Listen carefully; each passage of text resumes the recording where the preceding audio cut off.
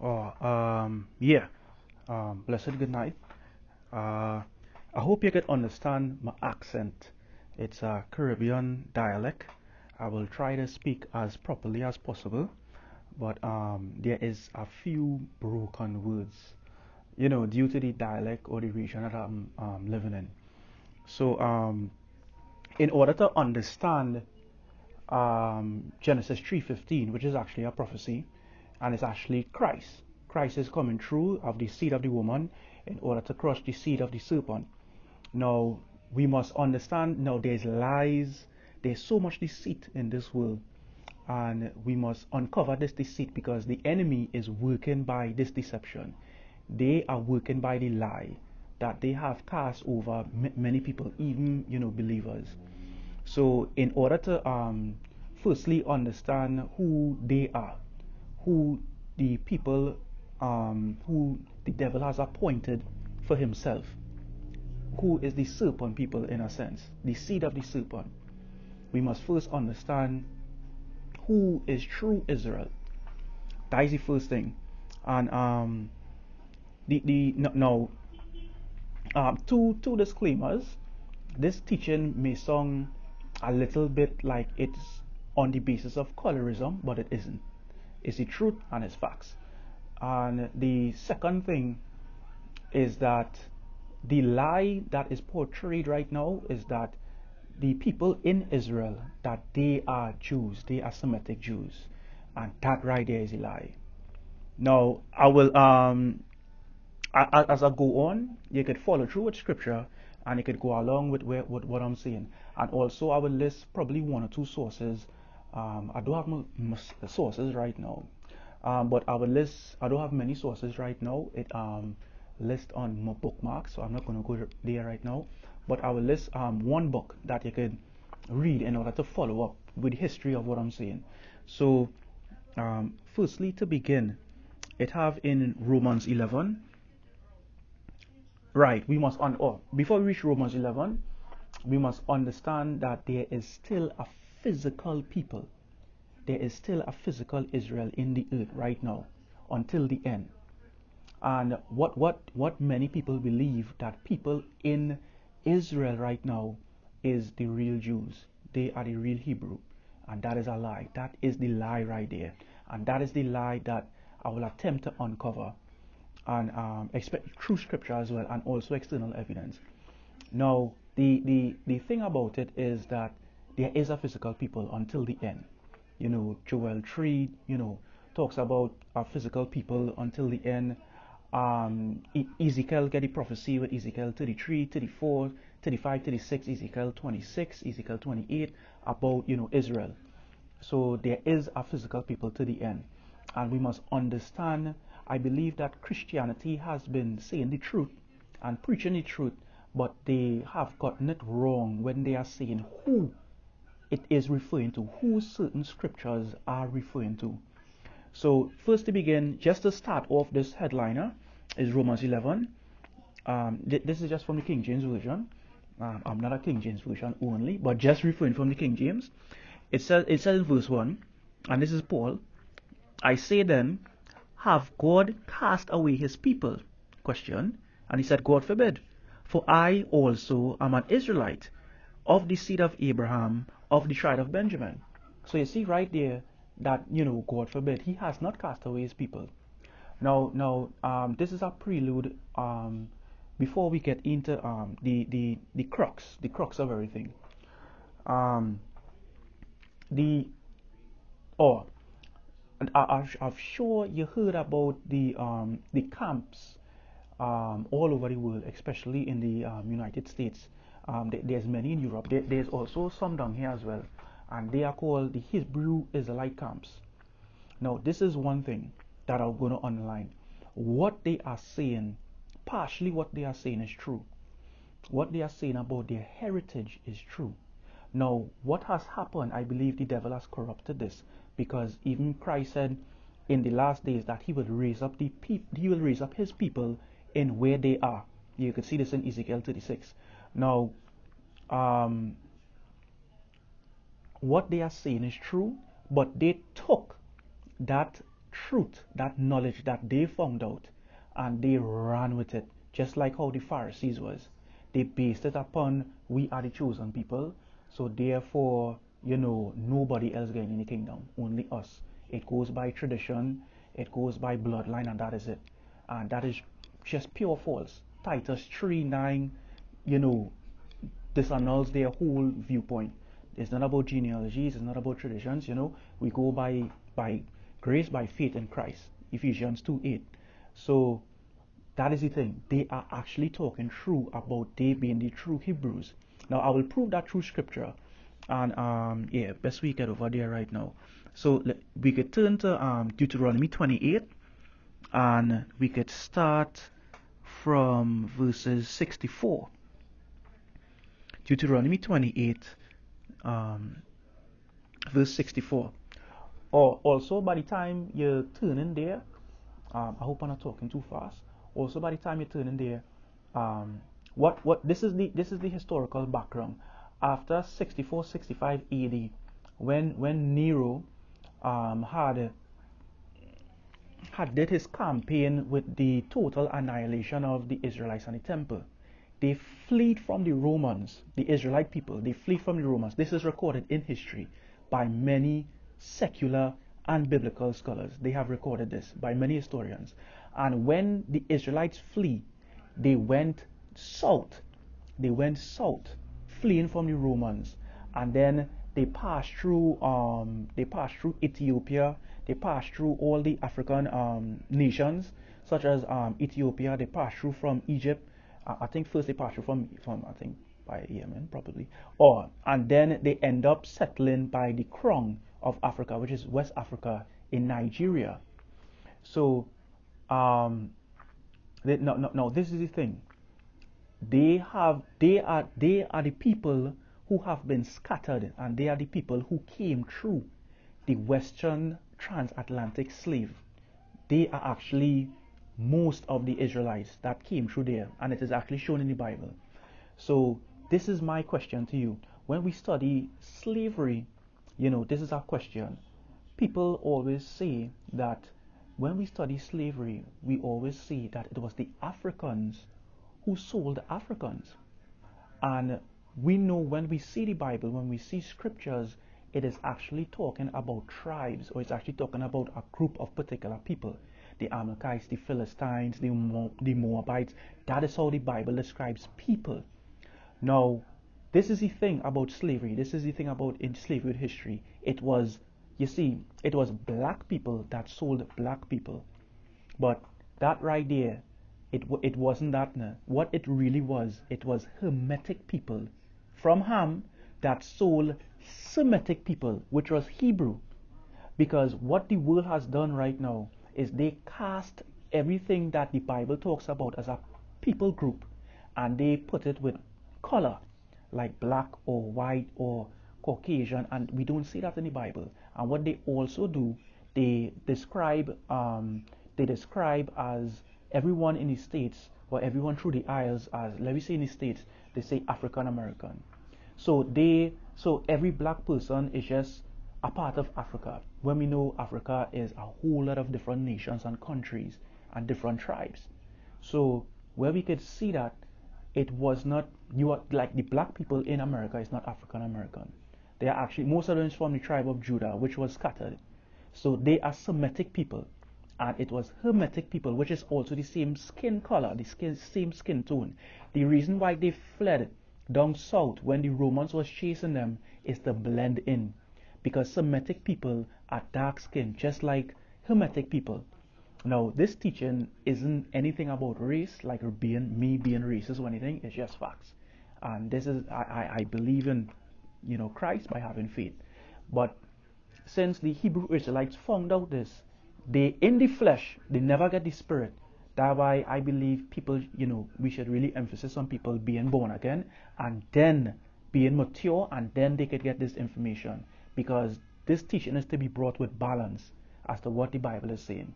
So a lot of people right now, they are in the flesh, they are getting this knowledge, and then they are running with it with pride, basing themselves upon their genealogy or their background as being Semitic. Now I'm going to prove, I just want to give some little bit of details, but I'm going to prove what it is I'm saying. Now, Deuteronomy 28:64.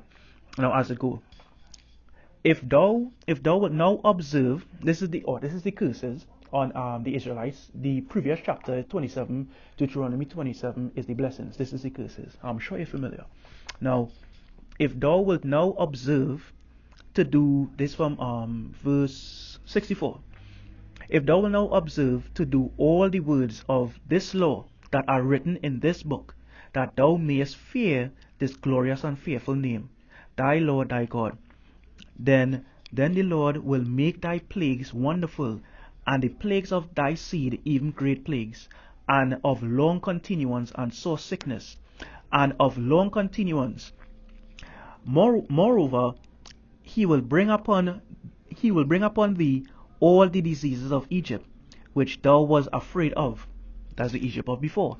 And they shall cleave unto thee, also every sickness and every plague, which is not written in the book of this law. Them will the Lord bring upon thee until thou be destroyed, and ye shall be left few in number, whereas ye were as the stars of the heaven for a multitude, because thou wouldest not obey the voice of the God of the Lord thy God. And it shall come to pass that as the Lord rejoice over you, to do you good, and to multiply you, so the Lord will rejoice over you to destroy you, and bring you to naught. And ye shall be plucked from off the land whither thou goest to possess it. And the Lord shall scatter thee among all people. This is prophecy right here. And the Lord shall scatter thee among all people. This is the curses on his people. From one end of the earth, even unto the other. So you can see that right there, all over the earth. And there thou shalt serve other gods, which neither thou nor thy fathers have known, even wood and stone. So, where it says here, and the Lord shall scatter thee among all people, from one end of the earth even unto the other, and thou shalt serve other gods, which neither thou nor thy fathers have known, even wood and stone. Now, no other people was scattered like this in history. Slavery scattered those to all corners of the earth. No other people had this. No other people group. And where it says that no, this is also where the Hebrews at that time, they was taken away from knowing the one true living God at that time, and was ordained in Catholic doctrine. That is why, they shall serve wood and stone. The wood is Catholicism, and the stone is Islam. That is where the stone with Mecca and the cube, that is Islam. Most African Americans today, they are Muslims, and you will see the wood is what they was brought into. So they was took from their land, and they was carried over, and then this is where a lot of people, this is even in people today, where if you witness to someone or you go to someone with the gospel, they will say, who is that you are referring to? Jesus? And then they will say, I don't want to serve any white god, or I don't want to serve any slavery god. This is what they was taught by their ancestors. They was Catholicized then, if that is even a word. It was the Roman Catholicism that they got, and they also got the slavery Bible, which a lot of books was taken out of the Bible in order for the Bible to fit the slaves.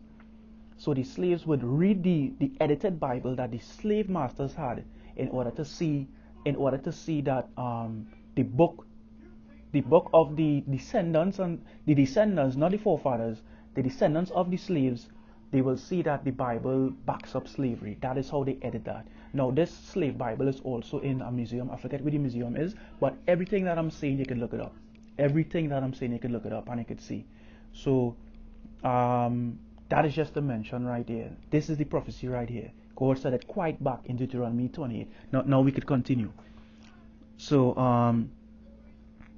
right. So from where did I reach? Oh, Deuteronomy. This verse 65. Right. And among these nations shalt thou find no ease, neither shall the sole of thy foot have rest, but the Lord shall give thee there a trembling heart and failing eyes, and a sorrow of mind. And this is the same today. There is no ease with descendants from slavery, especially in the United States, as they could see the police shootings and all these things that are going on, up to this time, and especially after the slaves was typically abolished from slavery. They had the Jim Crow laws and everything like that. There wasn't ease. So we could continue from here. Verse 66 to verse 68. And thy life shall hang in doubt before thee, and thou shalt fear day and night, and shalt have none assurance of thy life. In the morning thou shalt say, Would God were it even?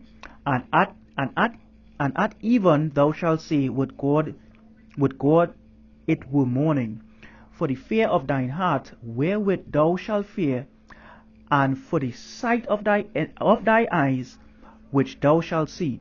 And the Lord shall bring thee into Egypt again with ships. You see that there? With ships. By the way whereof I spake unto thee, thou shalt see it no more again. And there shall be sold unto your enemy for bondmen and bondwomen, and no man shall buy you.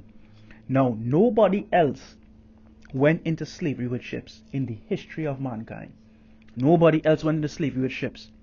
And America is actually the new Egypt. If you look at the founding fathers who, now we're going to American history here. If you look at the founding fathers, they were actually Freemasons. And everything in the States was modeled after the Egyptian religion, the mystery religions. You could see the obelisk in Washington, D.C., and all over the United States. You could actually see the back of the dollar bill. We can actually see the pyramid, if you study secret societies. So it was built upon Egypt principles. And me saying Egypt is United States, I will actually prove that in Joel 3. Because how could this be Egypt in sub-Saharan Africa if it was ships? You don't use ships. The current position that where the Israelites was at, they don't use ships to go in Egypt. They walk there.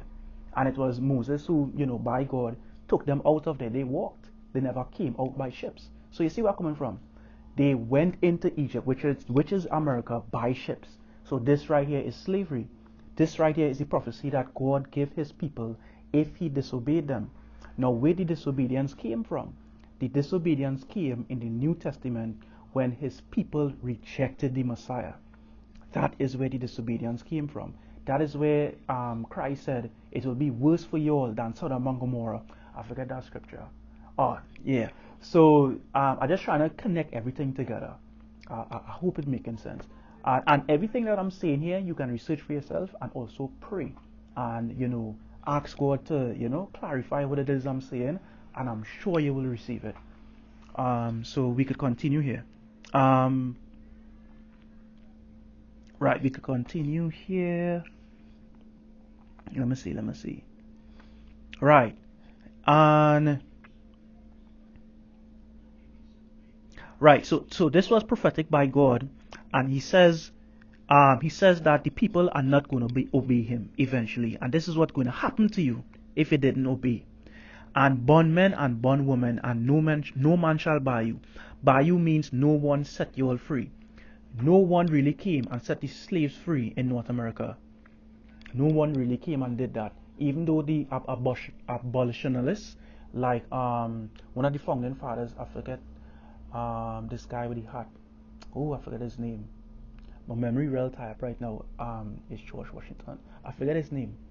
Yeah, even though people said that, I sure you know who I'm saying, who I'm talking about. Even though people said that he took part in the abolishment of slavery, no, he didn't actually want that. If you look at historical records, he actually had slaves. He didn't want them free. So that was wrong right there in history that they're teaching in education, growing up in schools. So no one really came and set them free. And that is why after they had such a hard time with Jim Crow laws and everything like that, right up until the civil rights movements of the 1960s and 70s. So, we could turn to Joel chapter 3. We could turn to Joel chapter 3. And you could pause the video and then Joel chapter 3, start from verse 1. Now I'm going to prove that America is Egypt. And also I'm going to prove by the my premise of the information that I gave you. Let me build upon that. So for Joel chapter 3 here, this is end of day word. We know this. Joel chapter 2, chapter 3 is end of day word. This is the day of the Lord. This is Christ speaking. This is end of day. Alright? So let me go. And tell me if it's making sense. Tell me if the scriptures are speaking to you more clearly now. Now watch this. For behold, in those days, and in that time, when I shall bring again, look at this, the captivity of Judah and Jerusalem, I will also gather all nations and will bring them down into the valley of Jehoshaphat and will plead with them there for my people and for my heritage Israel, whom they have scattered among the nations and parted my land. You see that right there? You see how that making sense right there? Whom they have scattered, that is the nations what was scattered, that is the Israelites, among the nations, among the heathen nations across the world, and parted my land, his geographical land right now. So let me continue. So, let me get a little breakdown. So, please, he gonna plead with them for what? Now, we know this is another word, right? In Joel 3. Who is he pleading for? And it says that will plead with them for my people. This is his people, his physical people, for my heritage Israel, whom they have scattered among the nations and parted my land. It's not talking about people who have been saved and became Christians. Those are the ones who, was grafted in. Not saying that if you're Hebrew, you're still supposed to be born again. I'm not going against word. So, we're taking that with no ignorance. So, it's talking about a people. There's a physical Israel, his chosen people from the beginning, from the covenant that he gave Abraham, Isaac, Jacob. So, the 12 tribes. And there's also a spiritual Israel, those that was grafted in. So, right, so he's coming back for his spiritual people, and there's a physical people, because there's the seed of the woman, right? And we also must take into relation that there's two different seeds. Now this is also coming into the Genesis 3:15 with the serpent seed, the wheat growing amongst the weeds. So now he's talking about a people who have been scattered. If the nations were scattered, referenced by Deuteronomy, we referenced that already. That was the premise. And then it said, parted my land. Who are those people in the so-called land of Israel? This draws the question. If we can see his people have been scattered just by this single verse and from Deuteronomy, we could beg the question, who are those people in Israel? Who are those people in Israel right now? Right? So let us continue from verse 3. And they have cast lots for my people, and have given a boy for a harlot, and sold a girl for wine, that they might drink. Yea, and what have ye to do with me, O Tyre and Zidon, and all the coast of Philistia? Will you or ye render me a recompense? And if ye recompense me swiftly and speedily, I will turn your recompense upon your own head. Now Christ is saying, y'all are going to have to pay me for what y'all did to my people. This is also how Moses felt when he was in Egypt. But the Israelites at that time were so accustomed to slavery, well, probably Stockholm Syndrome. So let us continue from verse 5 and 6. Because ye have taken my silver and my gold, and have carried into your temples my goodly pleasant things, the children also of Judah and the children of Jerusalem, who ye sold unto Grecians, that ye might remove them far from their border. So there was a plan to get these people, the Israelites, away from where they was. See that, right? So let us continue verse 7. Behold, I will raise them out of their place, out of the place whither ye have sold them, and return your recompense upon your own land. So this is saying, I will raise them up in that nation you have sold them to. That's why they tried to kill slaves when they had them, but it didn't happen. It didn't happen. They tried to eradicate, but it didn't happen. As we could see, many genocides in the Western area, especially in Haiti, that was a big thing right there as well. But the Haitian slaves at that time, they rebelled very massively. Jamaican slaves, they rebelled as well. I'm not gonna get into that. That would be too long. Yeah. So this is also where they have prevailed against slavery and genocide. Example, the native Indians. They almost all of them got wiped out by Columbus and the expeditions. Almost all of them got wiped, but only a few of them remain today. And other indigenous nations got wiped out by Columbus as well through the islands when he came.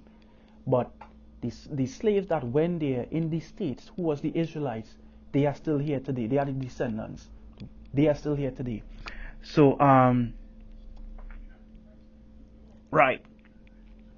So also I would like you to look up eugenics against blacks in the United States, and this is also started and funded by the Rockefeller Foundation in the 1920s, and the founder of Planned Parenthood. You can look at some of her quotes. It was very racist, and she was very specific towards black people. Now we must also understand that the enemy, which is the serpent seed, they know who they are. They know the people. They know that. They know they was the ones in control of the ships. They bought the slaves because the Africans, which is Hermetic people, sold some Semitic people, which is the Israelites, Hebrew, onto the Arabs, and then the Arabs sold them onto the fake Jews. The fake Jews owned the ships, and some of the fake Jews was the slave masters. Now, in our next teaching, I will go deep into them, and you will see them through the word as well. So we must understand that they knew all these centuries who those people are, who the Hebrews are. They knew who the Hebrews are because they found themselves based upon a lie. Oh, they are the chosen people. They are not. And if we could look at the land of Israel today, it is very chaotic. Right now, Tel Aviv is the gay capital of the world. They are very intolerant towards Palestine. They wow. It is so much I could go into that, but we will start that on probably another day, studying the enemy, and I'll show you who them is. And right. So let me go.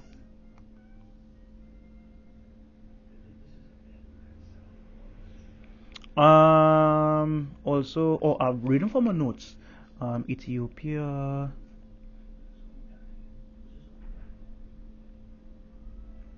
Right.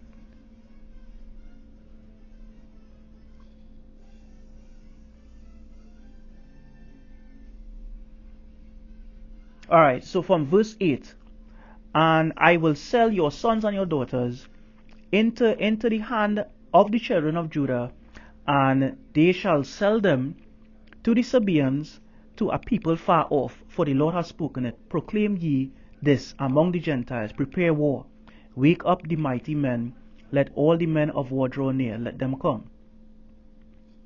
Right, so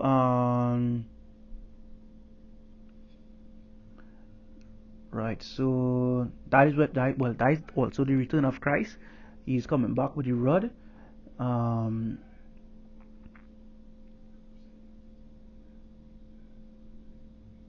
So from verse 11 to 15, we still in Joel 3.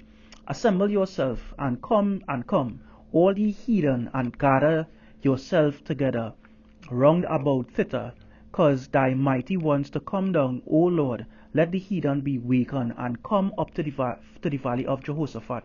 For there will I sit to judge all the heathen round about. Put ye in the sickle, for the harvest is ripe. Come, get you down, for the press is full, the fats overflow, for their wickedness is great. Multitudes in the valley of decision. For the day of the Lord is near in the valley of decision. the sun and the moon shall be darkened, and the stars shall withdraw their shining. Now this is end of day judgment right here. We could see that, right? And this is the reason I'm showing you this. This is to come in the future. And why is that? This is Christ talking about the end, and he's talking about a particular people, right?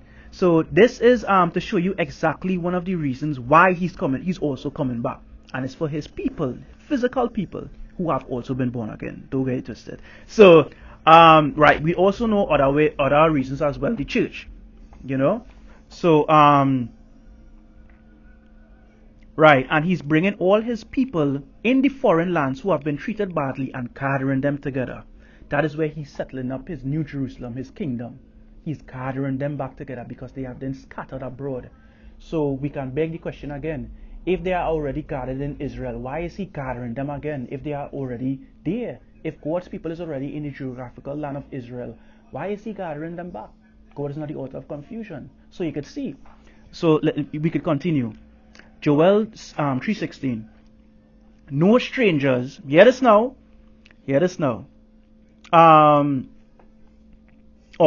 From 16. The Lord also shall roar out of Zion and utter his voice from Jerusalem, and the heavens and the earth shall shake. But the Lord will be the hope of his people and the strength of the children of Israel.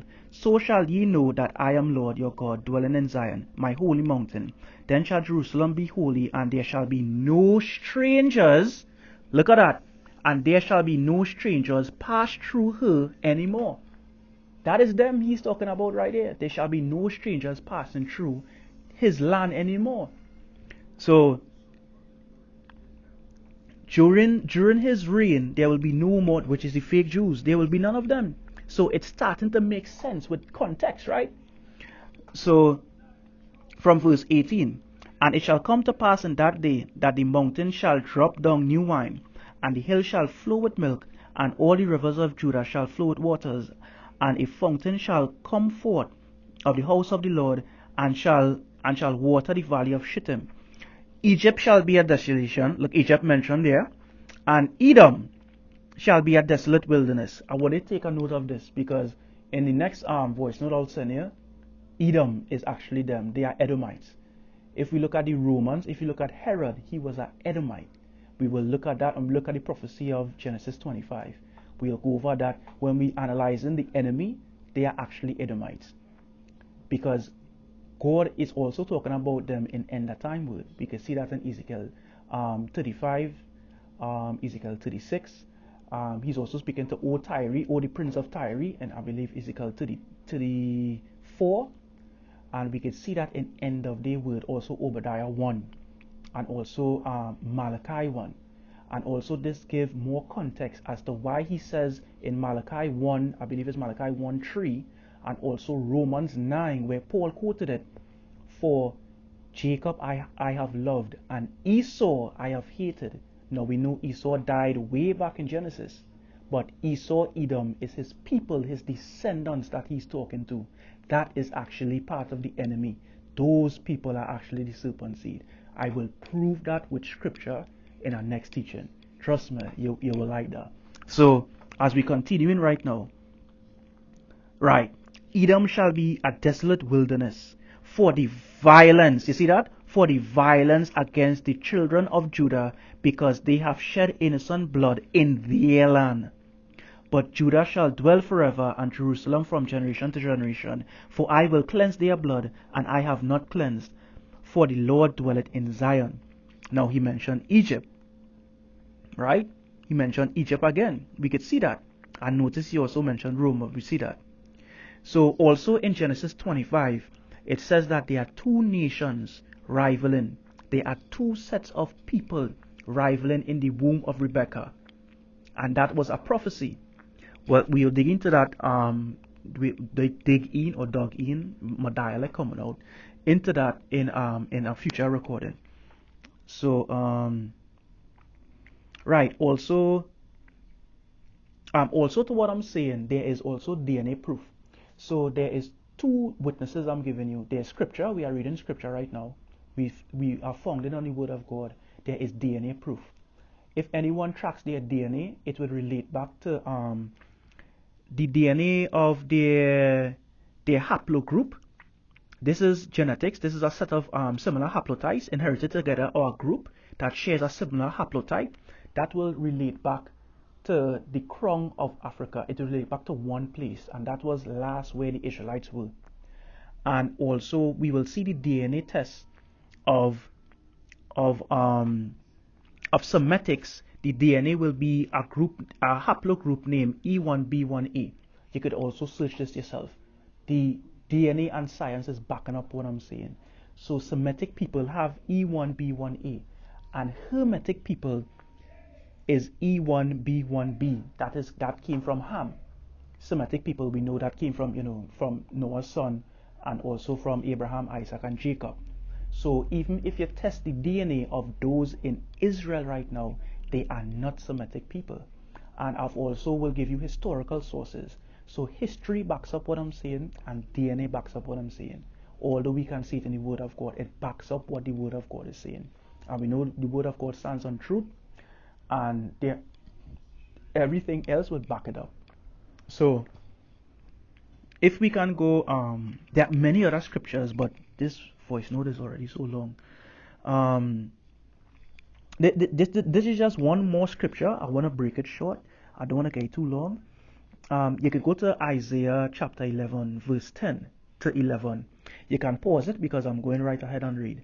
So from Isaiah chapter 11 verse 10 to 11, it says, and in that day my bad, there shall be a root of Jesse, which shall stand for an ensign of the people. It shall to it shall the Gentiles seek, and his rest shall be glorious. And it shall come to pass in that day that the Lord shall set his hand again the second time to recover the remnant of his people, which shall be left from Assyria, and from Egypt, and from Patros, and from Cush, and from Elam, and from Shinar, and from Hamath, and from the isles of the sea. The isles of the sea, those Caribbean islands. Slaves also went there.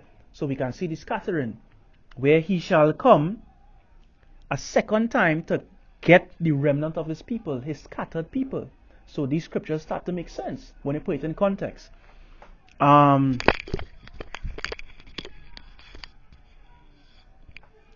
Also, we could continue from verse 12. And he shall set up an ensign for the nations, and shall assemble the outcasts of Israel, and gather together the dispersed, see that right there, of Judah, from the four corners of the earth. You see that? And he shall gather the dispersed of Judah from the four corners of the earth. Now, he mentioned Israel, but Judah is from the four corners of the earth. Judah is the most scattered tribe. Judah is the most scattered tribe. From the four corners of the earth, they are scattered all throughout the world, and they don't even know who they are. And as we can see in Joel 3, he says that he will raise his people in the land that they have been scattered. So that is what has been going on for the past couple of years. I don't know how long, but he is raising up his people, and people are getting to know who they are. And people, you see, the thing about it is, when people get to know who they are, where their heritage is, only for identity, this is the balance of this teaching. It is only for identity. It is not to be saved. Your heritage, tribe, your bloodline cannot save you. It's only by faith. And once they start to recognize who they are, they start to beg the question, who is them? Who is them in the land of Israel? If we know who we are, who is them? That always begs the question. So we could see that in Isaiah 11 right here. Now we could continue. Let me see. From verse 13. The envy also of Ephraim shall depart, and the adversaries of Judah shall be cut off. Ephraim shall not envy Judah, and Judah shall not vex Ephraim, but they shall fly upon the shoulders of the Philistines towards the west. They shall spoil them of the east together. They shall lay their hand upon, look who mentioned there again, Edom and Moab, and the children of Ammon shall obey them. So you see the mentioning of Edom again. You see that? So just connecting everything together right here. Just saying. Also, yeah, I think that is about it. Also, the this is also the Zondervan dictionary. This is the old Zondervan dictionary because the refined dictionary have changed the meaning. If you look at the old Zondervan dictionaries, you will Zondervan Compact Bible Dictionary. You will also see evidence of the haplogroup representing Jacob of the 12 tribes of Israel is by a Dr. Yeshiba Ben Ephraim. He states that, and he states it is Negro. He said it is Negro or Negroid people. They are they came from Shem. He will state that. Also, if you look at the Zondervan definition of Ham, Ham is the younger son of Noah, born probably about 96 years before the flood, and is one of the 8 persons to live through the flood. He became the progenitor of the dark races, not the Negroes, but the Egyptians. This is the Hermetic people: Egyptians, Ethiopians, Libyans, and Canaanites. They knew now. The people who in control, they knew this. They know this. They know who they are. And they know who the people are. The real people are. So this was noted in the Zondervan definition of Ham, and also, or a history book that I'm referring is From Babylon to Timbuktu. In this book, I believe is by a secular professor of history. The reason I'm giving you secular sources like probably history or science is because I'm not even trying to give you biblical scholars, because then we could say it bias. These are people who are good in their field. Some of them outside the Bible, some of them are objective, like science or historians, and they are saying this by facts, objectively looking at the evidence and backing up what the Bible is saying.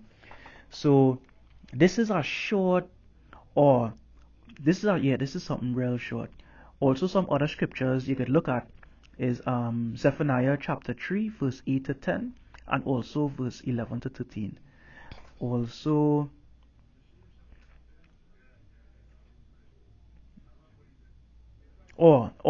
you could what gives understanding to Revelation 2:9 and also repeated in Revelation 3:9.